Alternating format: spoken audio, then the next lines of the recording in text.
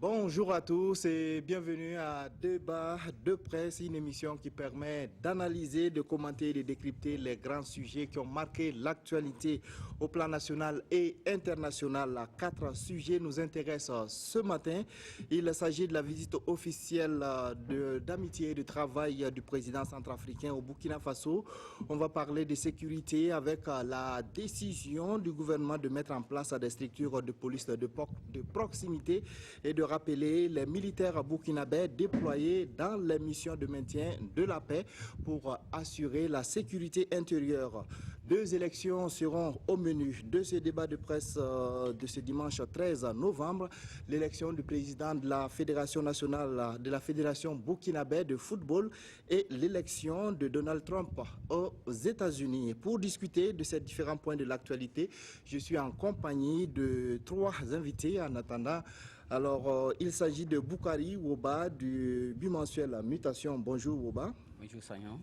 Également sur ce plateau, Arnaud Mohamed Ouedraogo de l'Observateur Palga. Bonjour. Bonjour Sagnon. Nous avons également avec nous Dacier de Bendouté de la radio Jeunesse. Bonjour Da. Oui, bonjour Sagnon. Et nous attendons Soumaïla Arabo. Nous espérons qu'il nous rejoindra avant la fin de cette émission. Alors, le président centrafricain Faustin Archange Touadéra a effectué une visite d'amitié et de travail de 24 heures au Burkina Faso le mardi 8 novembre dernier. Cette visite qui visait le renforcement de la coopération entre les 2 pays et qui a été marquée par la signature d'un accord cadre de coopération. Alors, Oba, votre regard sur ce rapprochement entre le Burkina et la Centrafrique? C'est une bonne chose que pour cette fois-ci, c'est nous qui recevons, parce qu'on l'a remarqué depuis un certain temps, depuis l'installation du président Roch-Marc Christian Kaboré, il a effectué beaucoup de visites à l'extérieur et ce n'est pas très souvent que nous recevons des chefs d'État chez nous. Les quelques fois que des chefs d'État sont venus, je pense notamment au président du G5 Sahel. Quand il était venu, c'était dans un contexte assez particulier, mais cette fois-ci, c'est vraiment une visite de chef d'État sur invitation donc, du président Roch-Marc Christian Kaboré.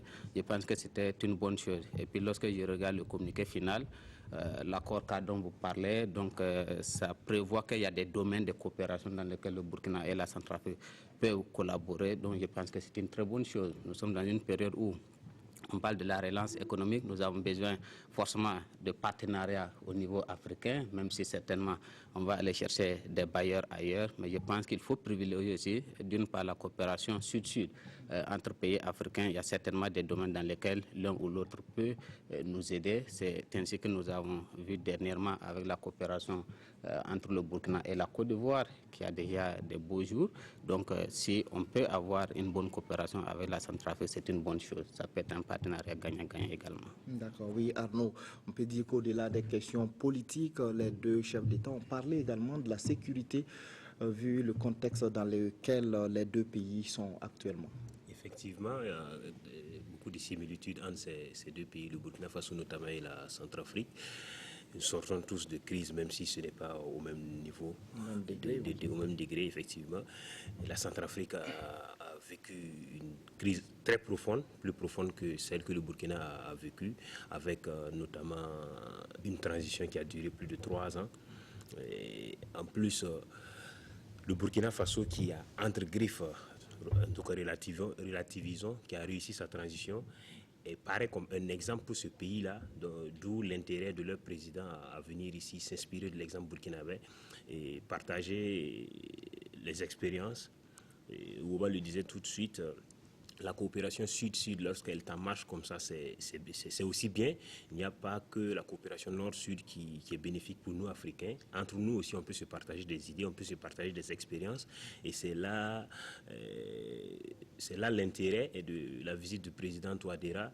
Et il faut notamment souligner que lorsqu'il parle de sécurité, il parle de la réforme de l'armée centrafricaine qui est pour le moins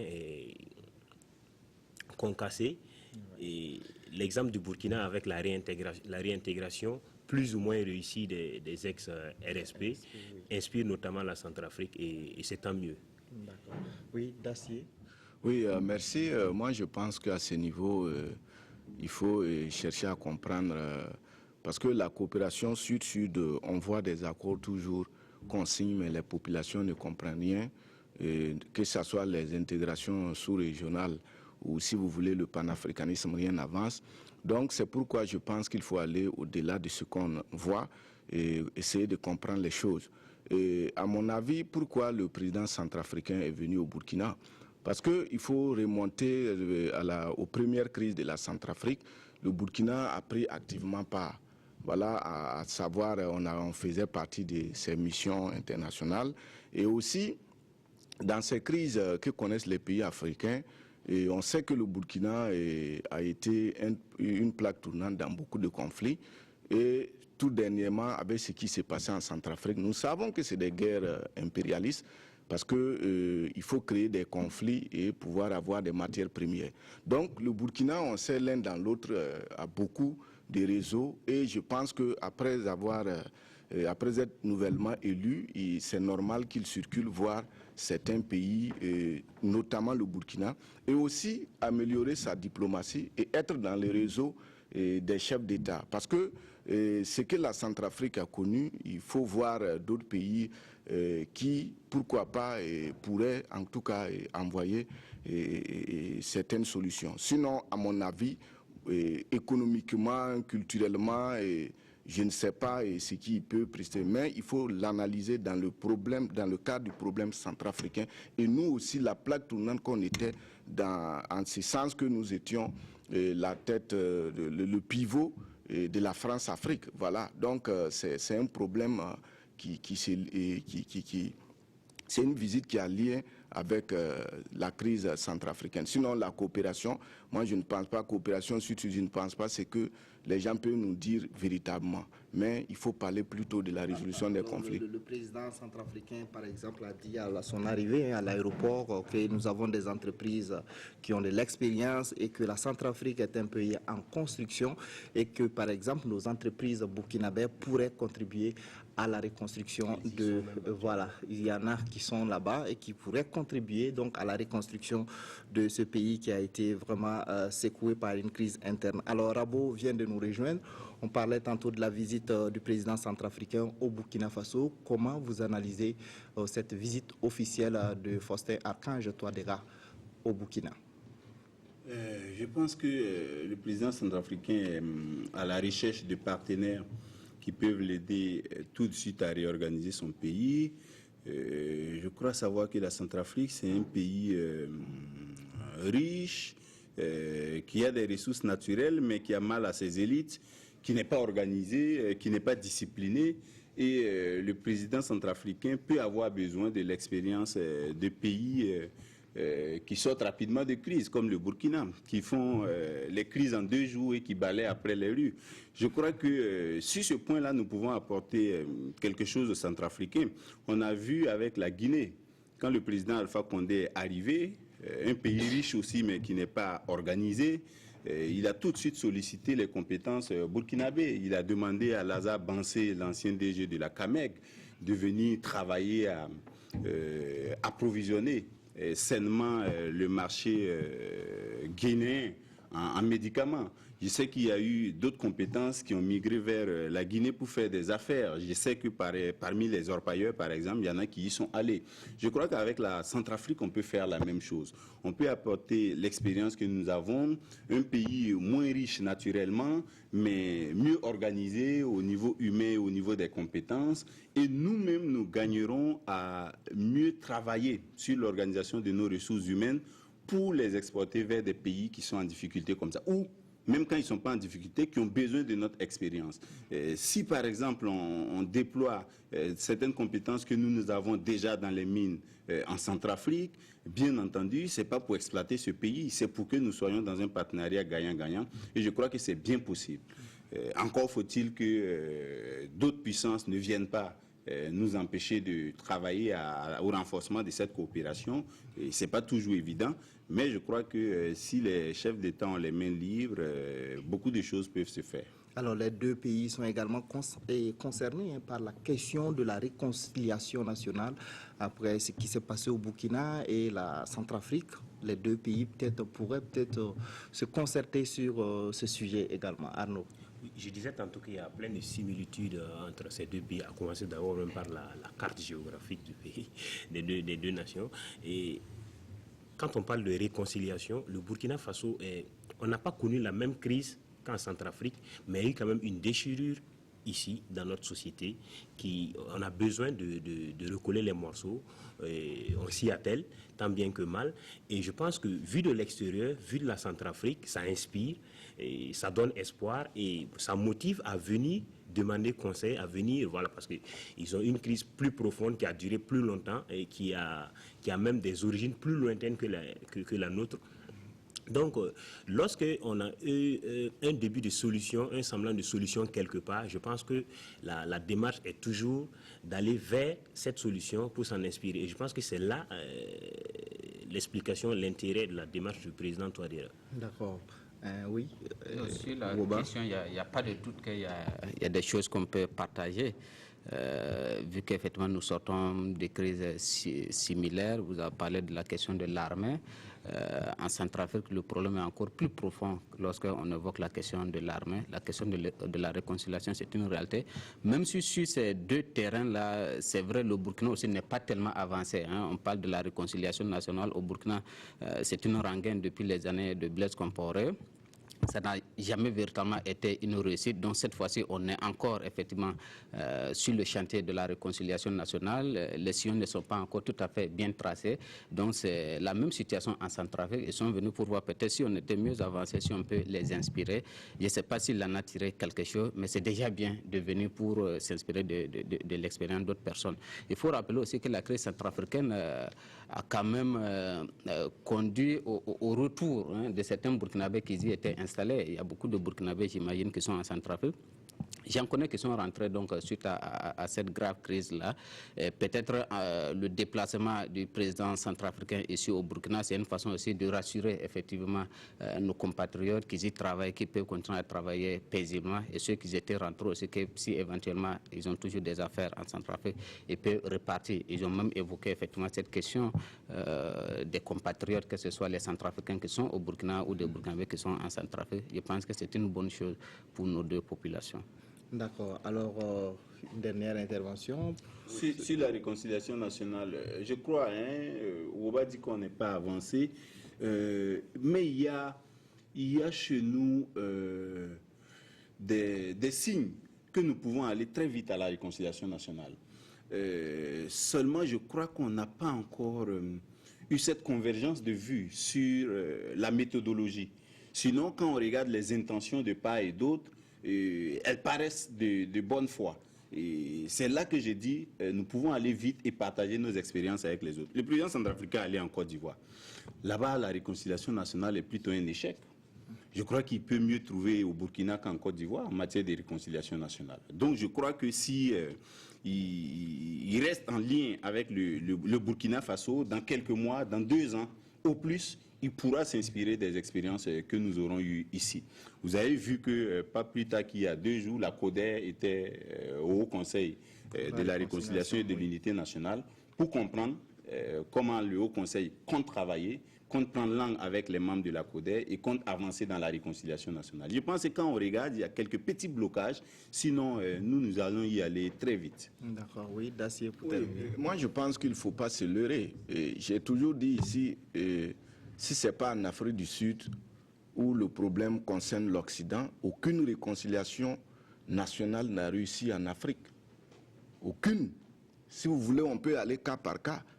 Et pour le cas du Burkina, et j'ai fait l'historique ici un jour en disant que c'est à Nazi Boni, et avant qu'on aille aux indépendances, qui a réclamé l'union de la paix des cœurs. Et ça lui a valu la prison, ça a valu la prison à Gorom-Gorom.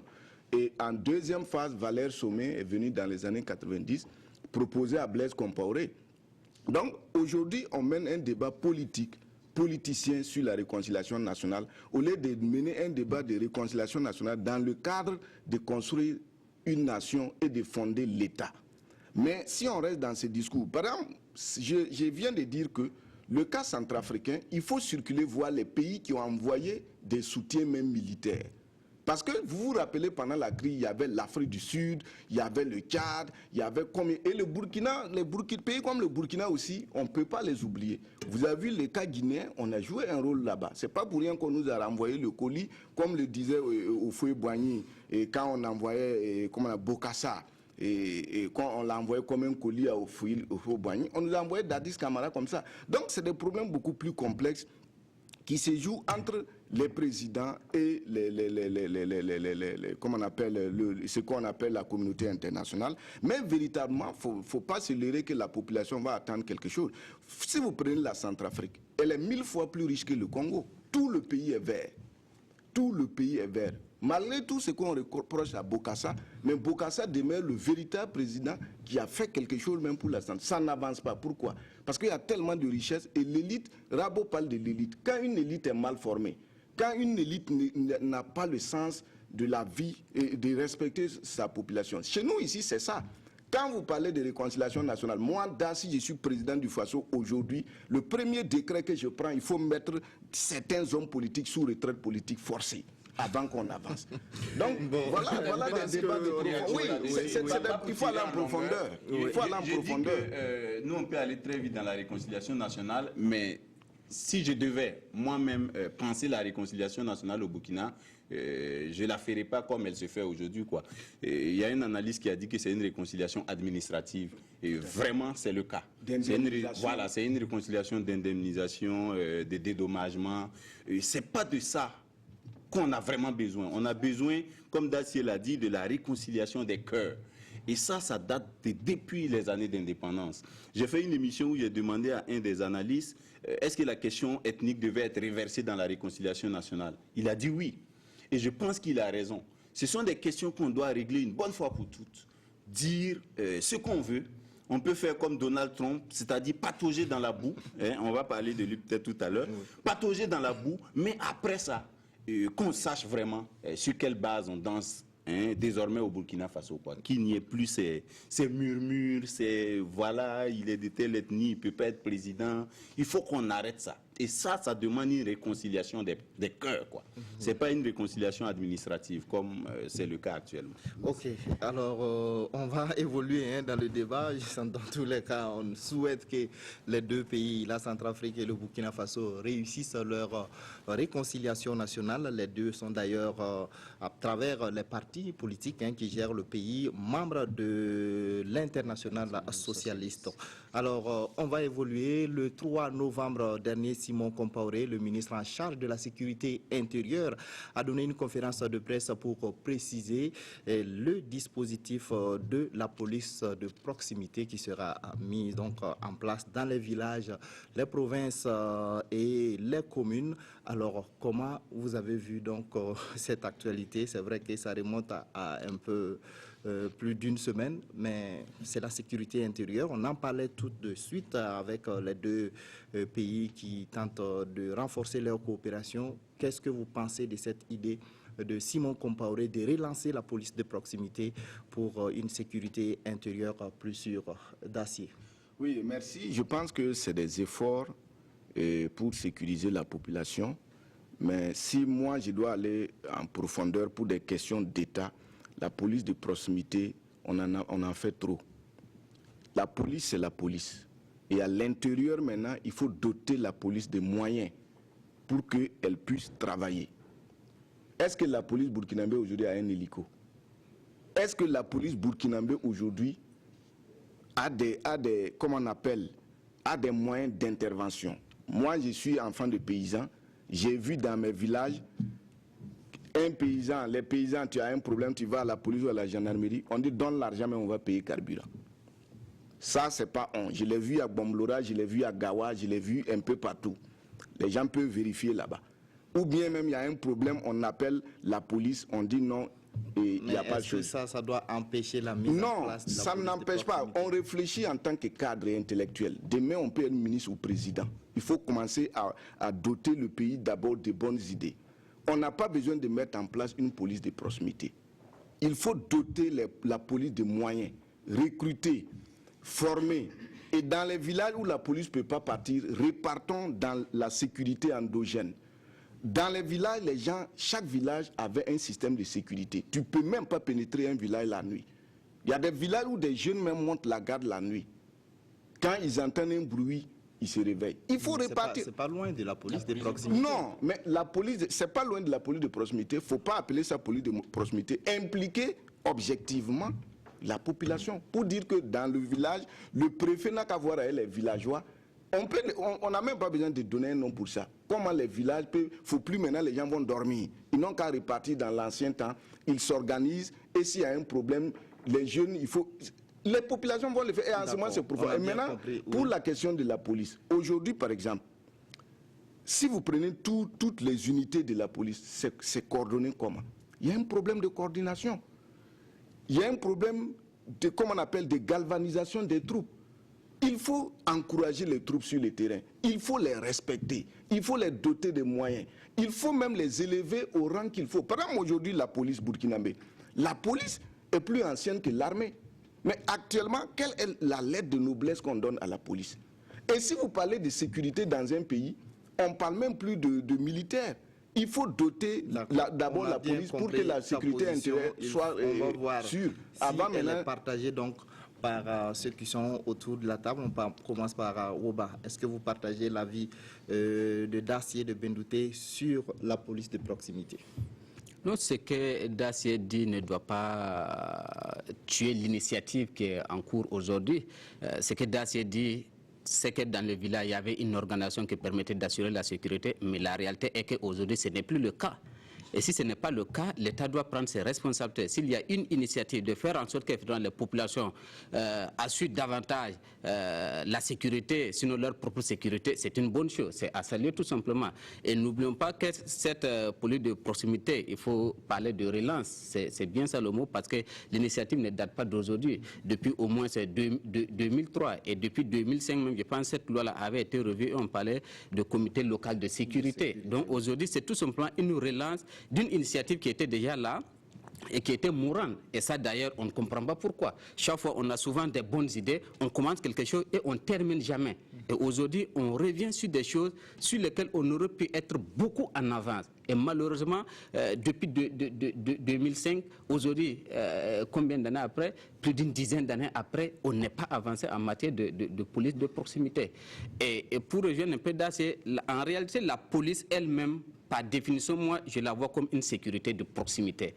La police doit être très proche de la population. Malheureusement, au Burkina, on n'a pas cette impression. On a bien l'impression qu'il y a vraiment une grande méfiance, une peur entre ceux qui doivent assurer la sécurité, donc notamment la police et la population. Et ça, ce n'est pas normal. Il faut qu'on puisse créer ce rapprochement-là entre la police et puis la population. Et on allait voir qu'on allait pouvoir mieux coopérer, collaborer, parce qu'aujourd'hui, c'est ce qui est recherché à travers ces comités qu'on veut mettre en place. C'est pour le partage de renseignements, d'informations, c'est pour une plus grande coopération. Malheureusement, ce n'est pas le cas. Donc, moi, je salue en fait l'initiative, mais je tiens à rappeler surtout que ce n'est pas nouveau. Il n'y a rien de nouveau sous le soleil. On était censé être mieux avancé sur la question et on a l'impression que c'est aujourd'hui d'abord qu'on crée ça, ce qui n'est pas le cas. Donc, il faut interpeller vigoureusement le ministre de la Sécurité, sinon l'État de façon générale, à faire en sorte que ça soit à partir d'aujourd'hui une réalité. D'accord, oui, Arnaud. Oui, je reste sur la dernière idée de Woba pour dire que, en la personne du commissaire à la retraite, Paul Zagré, qui a été directeur général de la police, après lui, je n'en ai plus entendu parler d'un DG de la police de proximité. Voilà, et c'est pour dire que c'est dommage qu'à un certain moment de la vie burkinabé, cette police de proximité qui avait commencé à faire quand même un boulot, puisse disparaître de la circulation. C'est quelque part l'explication de la, je ne sais pas s'il faut dire recrudescence, mais de la réapparition des corps loyaux. C'est parce que la police de proximité qui avait commencé à travailler a disparu des radars que les corps loyaux en fait ont repris droit de cité. Donc pour dire que, et contrairement à ce que Dacier dit, tous les villages ne sont pas organisés de la même manière. Chez toi, par exemple, peut-être que les jeunes ne dorment pas en veille. Il y a une police de proximité entre griffes qui existe, mais c'est peut-être pas le cas chez moi à Waïouya et ainsi de suite. Voilà. Donc c'est pour dire, on est dans le cadre d'une république. Il ne faut pas qu'on va se dire que dans tel village, il y a une telle organisation, donc on ne va pas mettre une police de proximité. Non, il faut généraliser les choses, il faut nationaliser la chose. Peut-être qu'il faut orienter la réflexion vers l'association de ces forces existantes dans certaines localités pour en faire quelque chose d'homogène à travers la nation.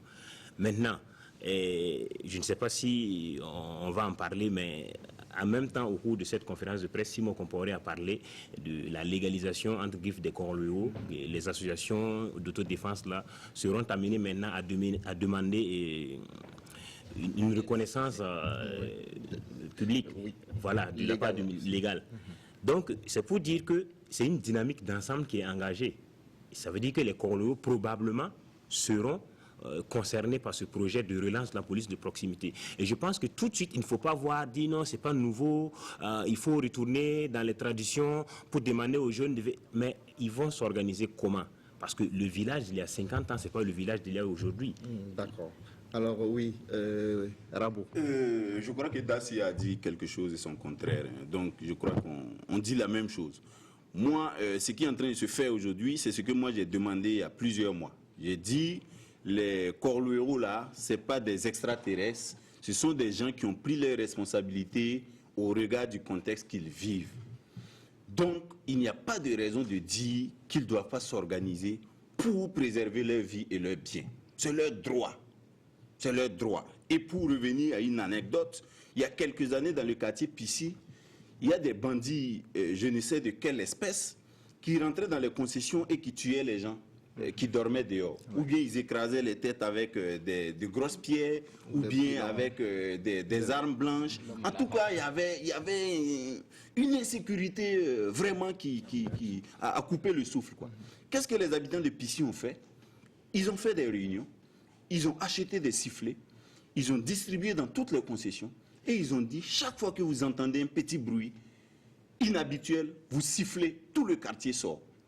Depuis qu'ils ont fait ça, moi, ma radio est pratiquement dans la zone, on n'en a plus entendu parler. En tout cas, les gens ont trouvé une initiative tout de suite pour se préserver. Moi, je crois que c'est le droit des populations de le faire.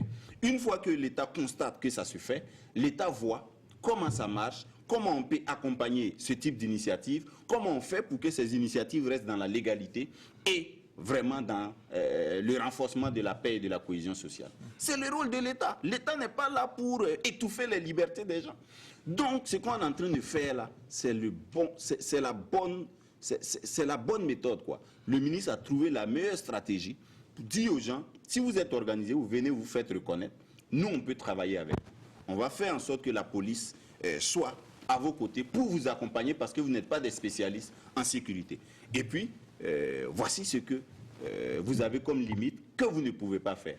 Et le ministre lui-même, il a dit, quand vous prenez le territoire du Burkina, il y a une inégale répartition des services de sécurité sur le territoire. Vous allez dans certains départements, vous avez la police et la gendarmerie au même endroit.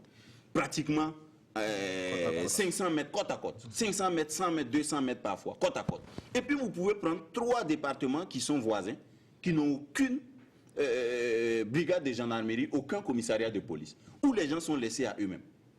Mais ce n'est pas normal.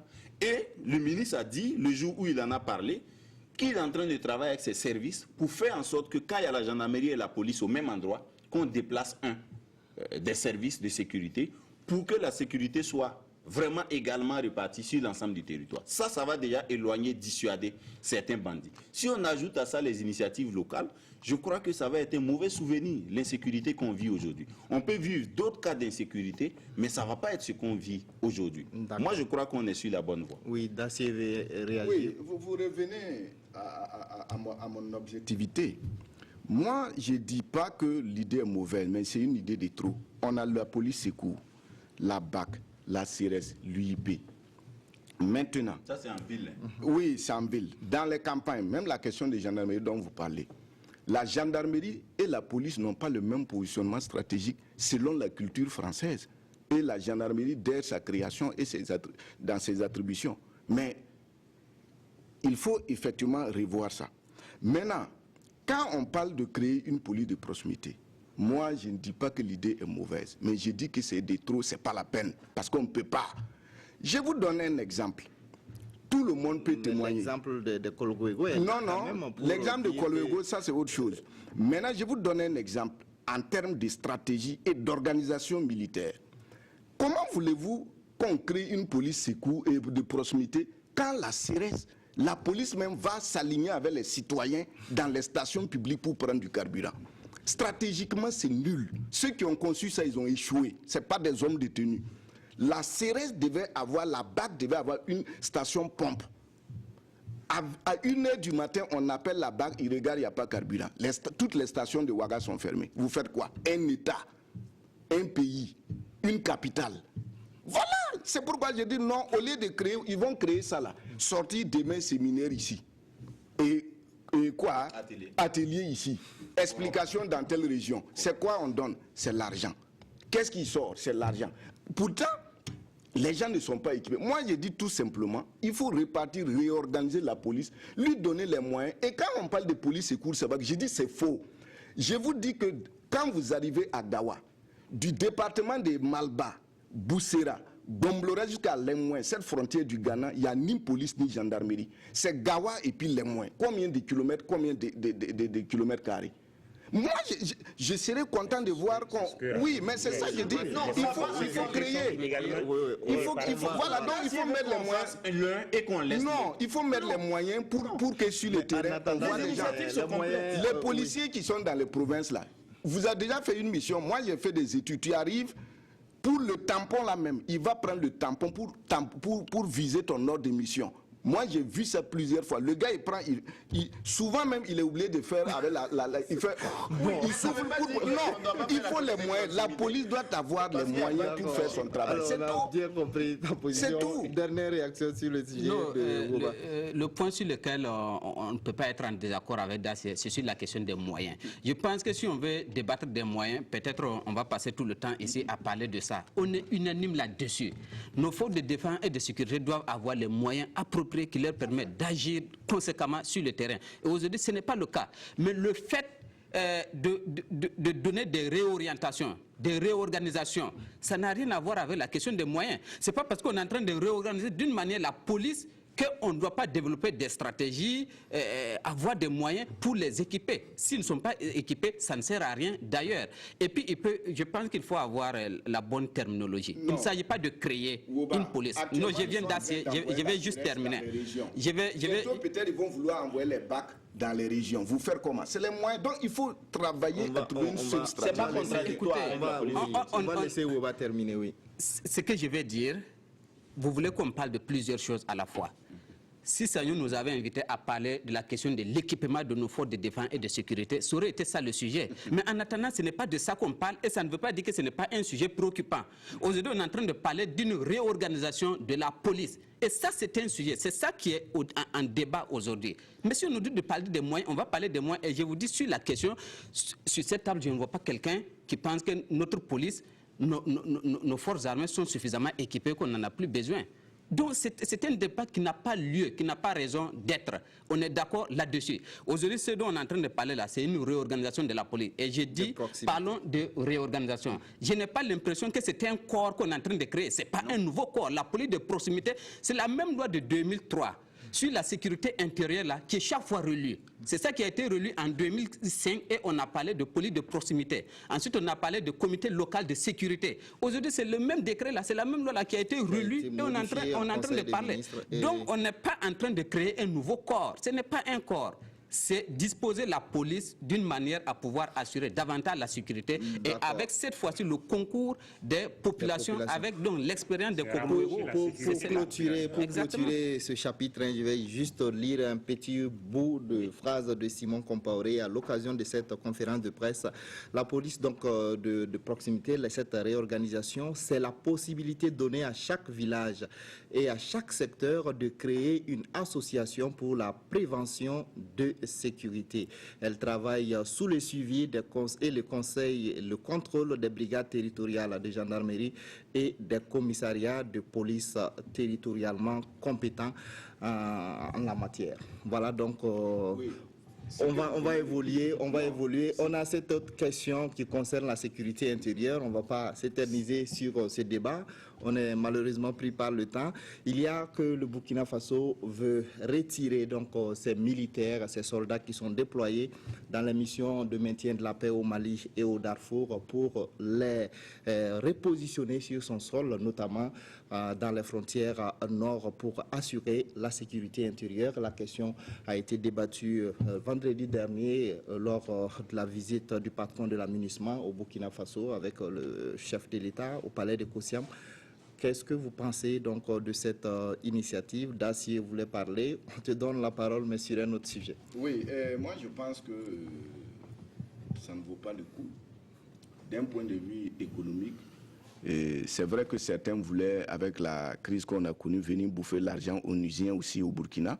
Certains militaires d'autres pays l'ont dit, parce que les questions de missions onusiennes n'ont jamais réglé un problème en Afrique, mais ça fait dépenser. Voilà. Et aujourd'hui, on sait qu'économiquement, les missions onusiennes ont sauvé les corps habillés burkinabés. Il y a des zones, si vous partez, c'est ces missionnaires-là qui ont pu construire.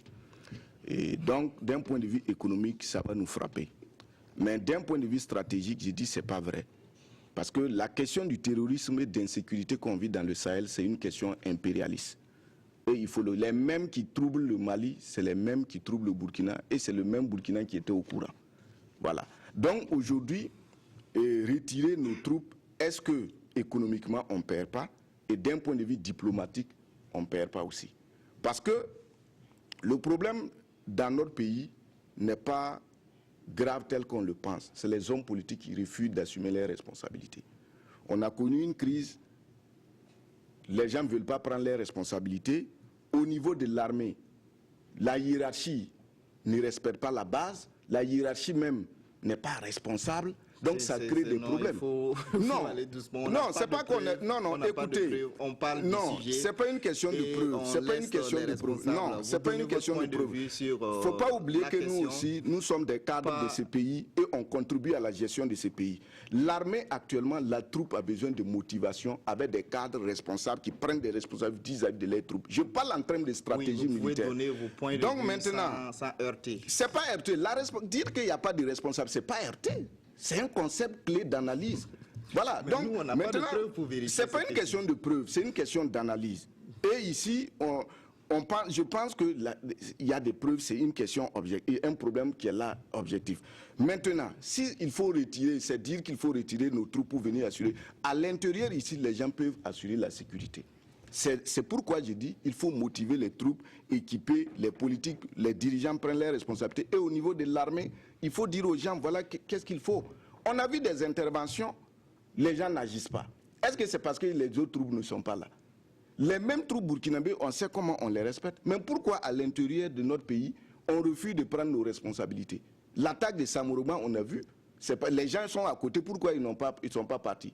Et Ntangom, on a vu à Kaya ce que ça a provoqué dans les casernes. Les jeunes étaient fâchés parce qu'ils ont trouvé que la hiérarchie n'a pas agi pour protéger les enfants sur le terrain, entre griffes. Voilà. Donc moi je pense qu'ici, on doit, je l'ai toujours dit, il nous faut une réunion nationale. Il y a trop de secrets d'État qu'on discute publiquement. Alors, on a bien compris ta position. Ça, on va permettre des séminaires, des ateliers, oui, voilà. Rabo, oui, allez-y. Qu'est-ce que vous pensez de l'analyse de Dacier? Oui. Non, je ne peux pas répondre à ce que Dacier a dit parce que ça ne rentre pas dans ma ligne d'analyse.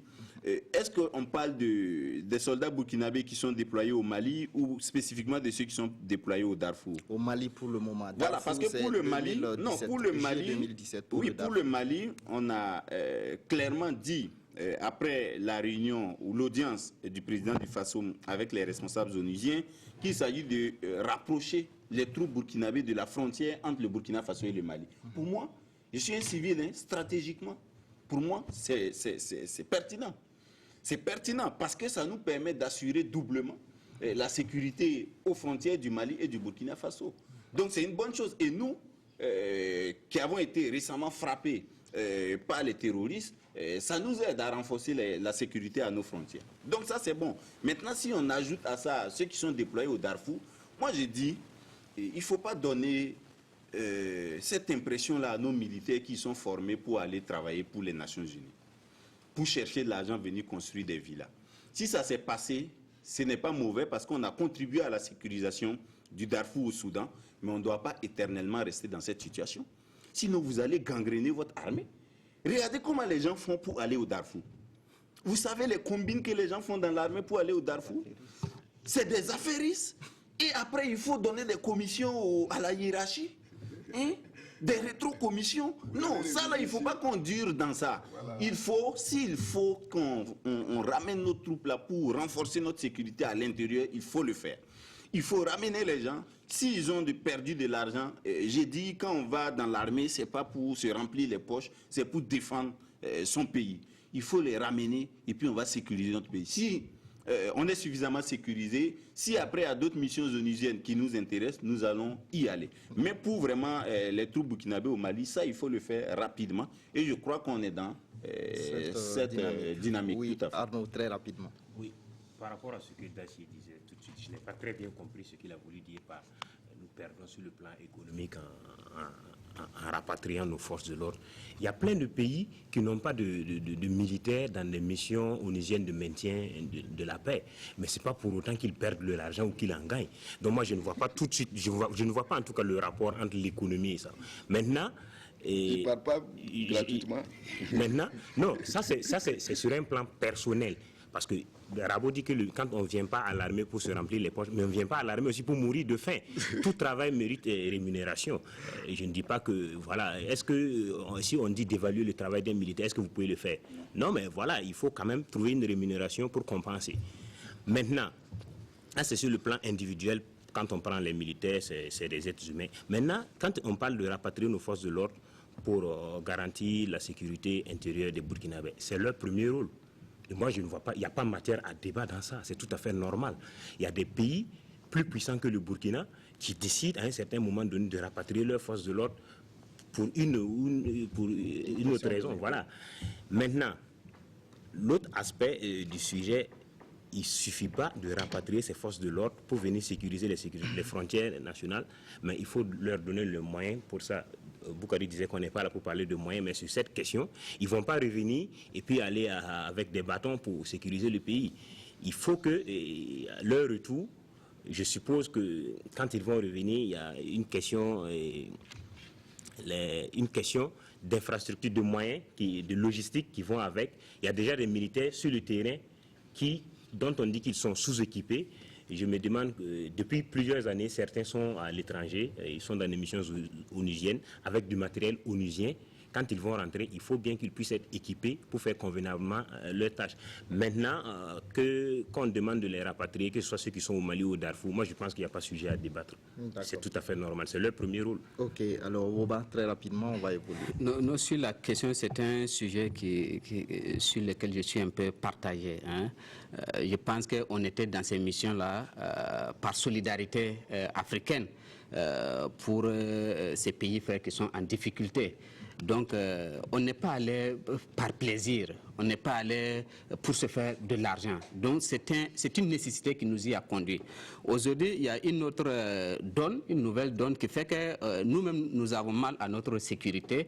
Donc, il y a vraiment une nécessité, effectivement, de revoir le positionnement de nos troupes. Donc, en cela, pour moi, si on peut prendre le minimum nécessaire pour venir assurer nos frontières, c'est une bonne chose. Parce que je crains aussi qu'on dise, bon, écoutez, par pur nationalisme, on rappelle toutes nos forces de l'ordre et que malgré la présence de toutes nos forces de l'ordre, nous n'arrivons pas à assurer nous-mêmes notre sécurité, notre défense et que nous sommes obligés de faire appel à d'autres frères. Et qu'en ce moment, vont se dire, mais écoutez, des gens qui hier ont rappelé leurs forces armées, aujourd'hui, ils ont besoin du soutien des autres. Je pense qu'il faut voir aussi la question sous ce temps-là. Donc, de ce point de vue, je pense que nos forces armées, comme les uns et les autres l'ont dit ici, la priorité, c'est d'assurer d'abord la sécurité du Burkina Faso. Donc, il fut un moment où on n'en avait pas réellement besoin. Ils étaient à l'extérieur. Donc, aujourd'hui, on en a besoin. Donc, je disais, prenons le minimum nécessaire. Sinon, pour la sécurité réellement de nos frontières, ce à quoi moi j'avais pensé, c'est une force mixte. C'est une force mixte qui va faire en sorte qu'on ait des forces armées du Niger, du Mali, de la Mauritanie ou d'ailleurs, qui soient déployées vraiment au niveau de ces frontières-là pour garder à la fois le Burkina, le Mali, le Niger, la Mauritanie et autres. Tant que ce n'est pas le cas et que chaque pays pense à assurer lui seul de façon autonome sa sécurité, on n'est pas sorti de l'auberge. Alors, je pense que cette question est discutée au niveau des organisations africaines comme la CEDEAO et puis tout récemment le G5. On est bousculé par le temps. Il nous reste encore deux sujets pour... On n'a pas besoin de rapatrier. On peut dire qu'on met fin. Mais attendre la fin de la mission et ils reviennent et le Burkina n'en voit plus. Parce que diplomatiquement, si on rapatrie, il n'y a pas une urgence. Si vous rapatriez vos forces comme mais ça... les gens se plaignent qu'il y a l'insécurité, on tue les soldats. Les gens se plaignent, mais il faut tenir compte des relations internationales et de l'élégance. Il faut y faire face. Voilà, il faut de l'élégance. Et maintenant, on a parlé d'économie ici, et à l'intérieur de l'armée, ces petits problèmes qu'il y avait dans ces missions-là, on a coupé les gens, c'était problème. Ils n'ont qu'à travailler aussi à régler ça. Parce qu'il y a des militaires qui ont vu les dus qu'on a coupés. Donc moi, je pense qu'on ne peut pas parler de ce problème-là maintenant et aussi ne pas régler ces problèmes à l'interne. D'accord. Alors, bien entendu, on va poursuivre dans le débat. Je rappelle tout simplement qu'il y a 1740 hommes détenus burkinabés qui sont déployés. 1700, mais on dirait que le RSP c'est 1500 au Mali. Alors, mais c'est les plus aguerris qui sont... Peut-être qu'on n'aurait pas besoin de ces 1700. C'est les plus aguerris qui sont là-bas. Ils ont plus d'expérience et plus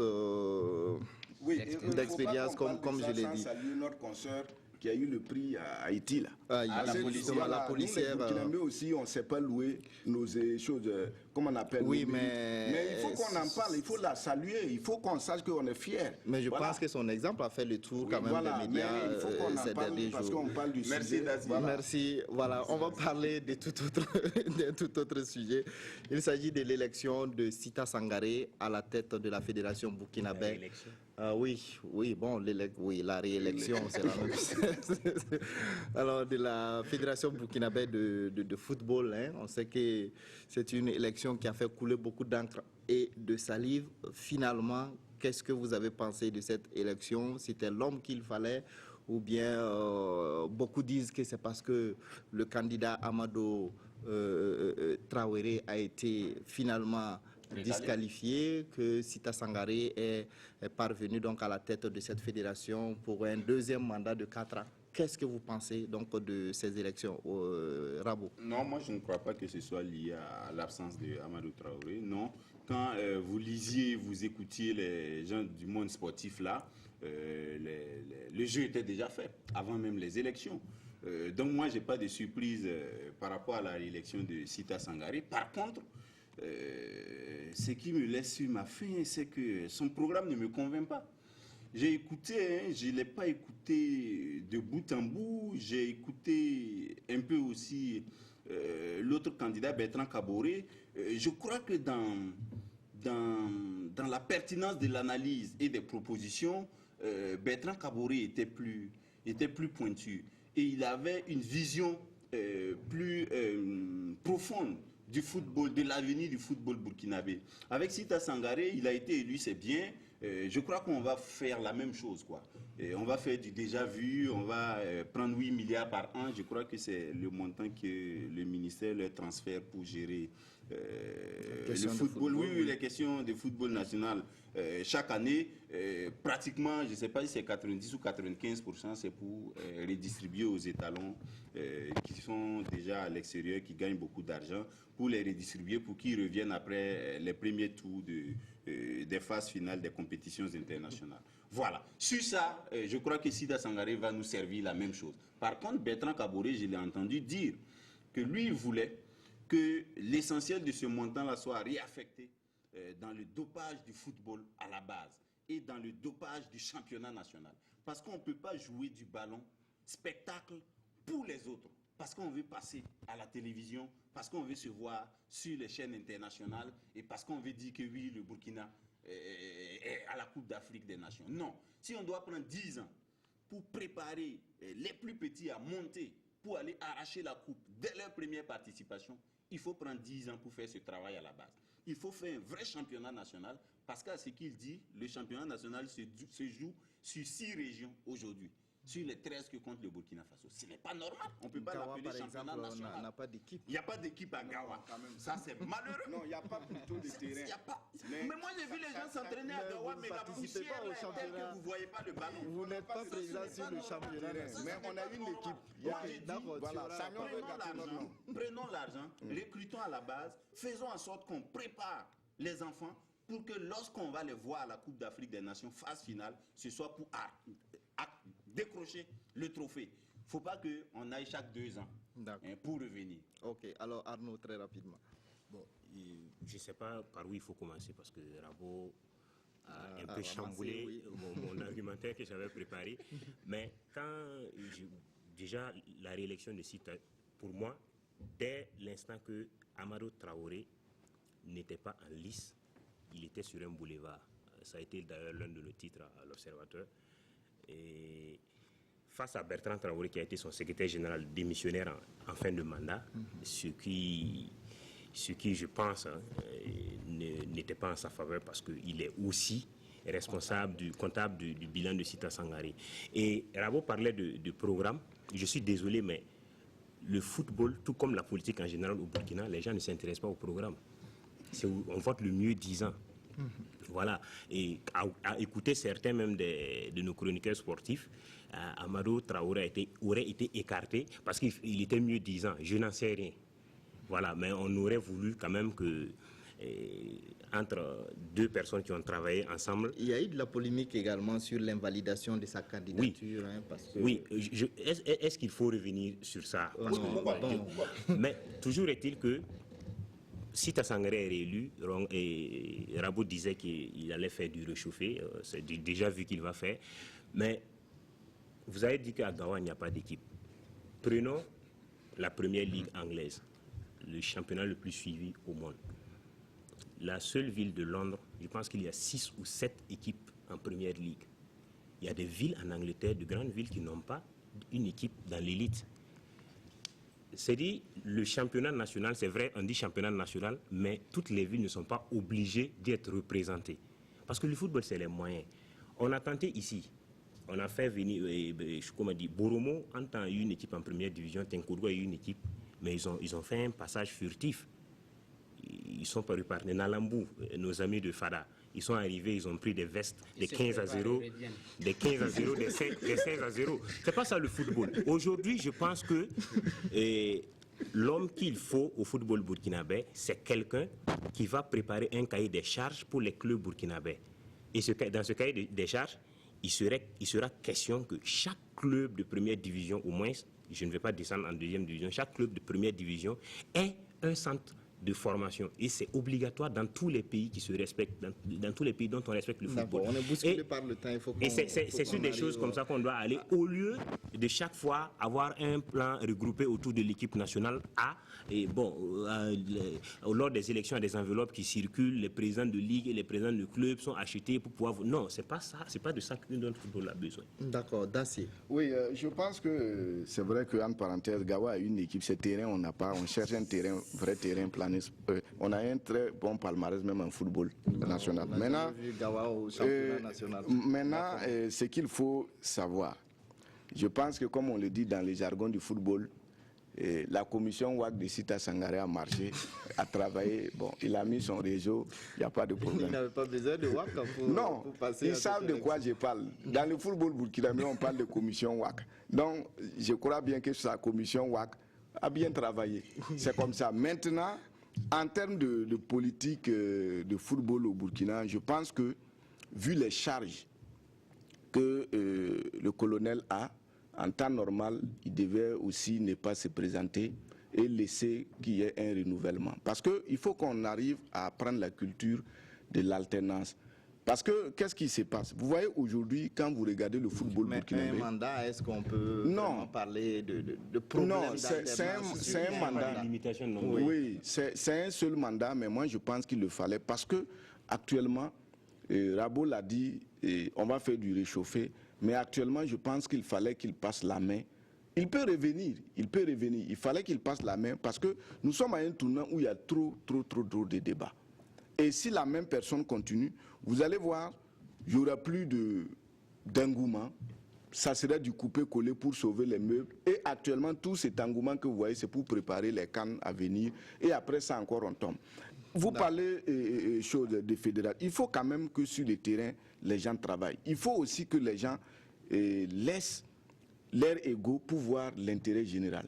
On ne peut pas évoluer dans le football si nous-mêmes, Burkinabés, la politique se retrouve partout. La question des normes, là, c'est ça qui est en train de tuer notre talent.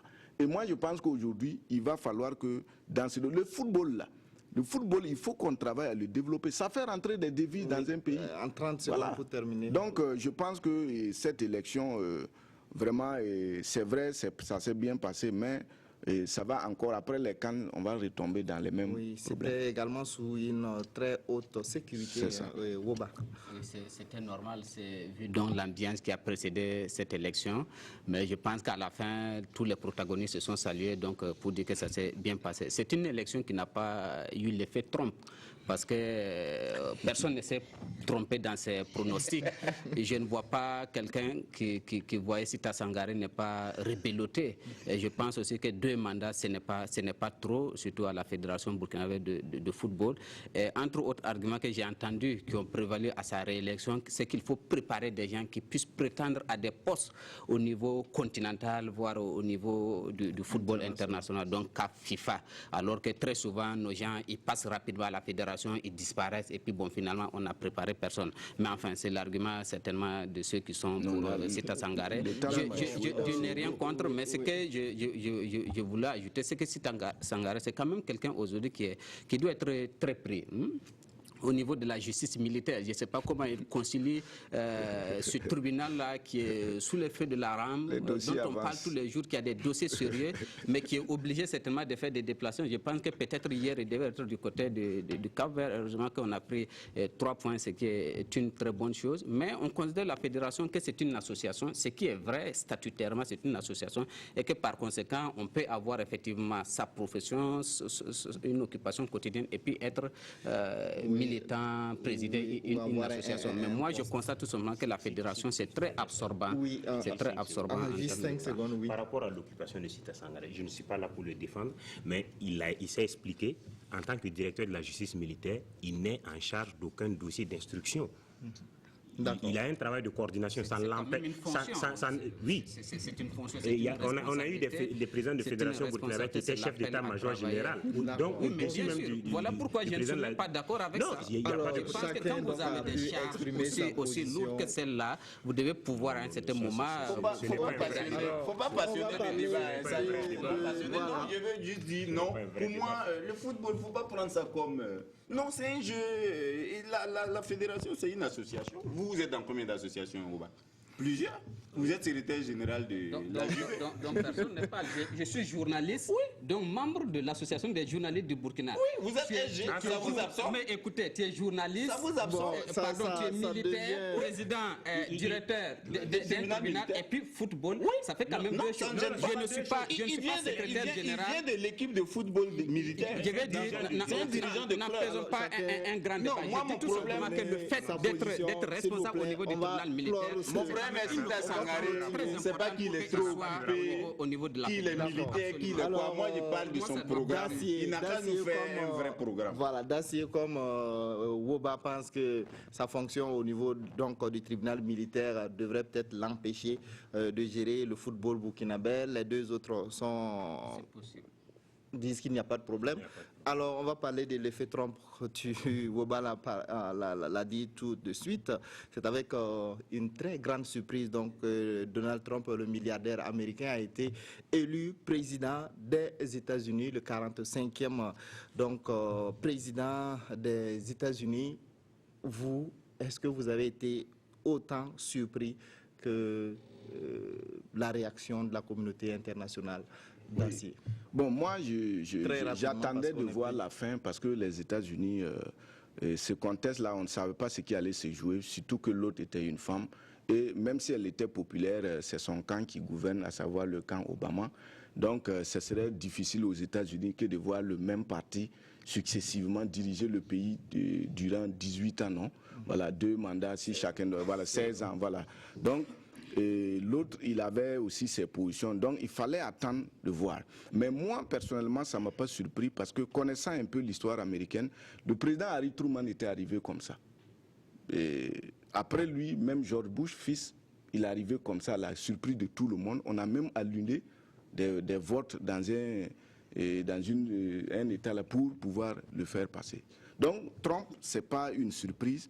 Et je pense que l'histoire américaine a toujours ses cas de figure. Oui, d'accord. Oui, Rabo.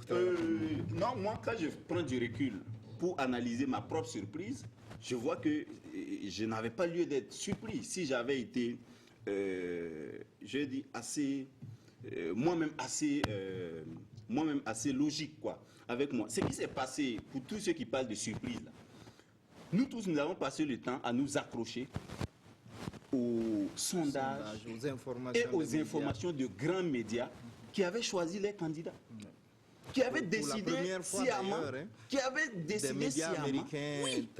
ils ont décidé sciemment de porter leur candidat, qui était Hillary Clinton, et ils nous ont embarqués là-dedans.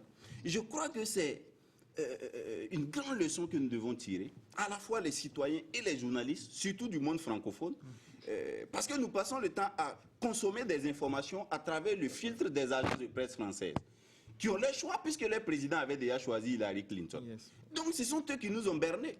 En réalité, la diabolisation qu'ils ont faite de Trump n'avait pas lieu d'être et n'avait pas un lien avec la réalité. Même si Trump, c'est un gars qui bouscule les habitudes, il est aimé par des gens qui sont des Américains et qui étaient prêts à voter pour lui.